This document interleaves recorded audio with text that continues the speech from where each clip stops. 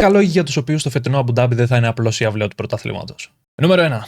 Η μάχη για το πρωτάθλημα. Ο Νόρις, ο Verstappen αλλά και ο Πιάστρι με φτάνει και έκαστος πρόκειται να παλέψουν μέχρι τον τελευταίο γύρο για την κατάκτηση του τίτλου των οδηγών. Νούμερο 2.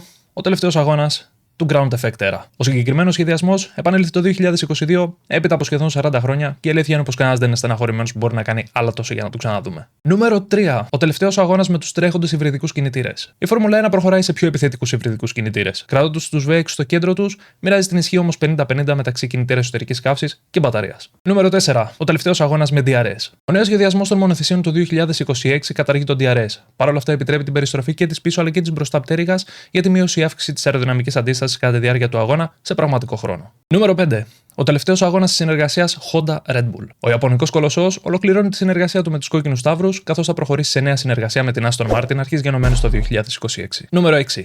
Η τελευταία εμφάνιση τη Zauber F1. Με παρουσία στο πρωτάθλημα της Φόρμουλα 1 από το 1993, το όνομα της Zauber θα ακουστεί για τελευταία φορά στο Grand Prix του Abu Dhabi. Το 2026 η ομάδα θα μετατραπεί σε Audi F1, καθώς ο γερμανικός κολοσσός την εξαγόρασε. Zauber, σε ευχαριστούμε για όσα πρόσφερες. Νούμερο 7. Ο τελευταίος αγώνας της Renault ως προμηθευτής κινητήρων.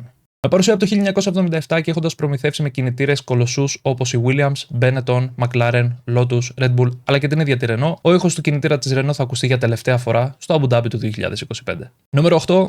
Ο τελευταίος αγώνας του Yuki Tsunoda. Ο Ιάπωνας οδηγός δεν κατάφερε να εξασφαλίσει θέση στη Φόρμουλα 1 για το 2026. Παρ' όλα αυτά, του μένει μόλις ένας βαθμός για να ισοφαρίσει τον Καμούι Κομπαγιάση, ο οποίος είναι ο υψηλότερα βαθμολογημένος Ιάπωνος οδηγός με 125 πόντους. Νούμερο 9.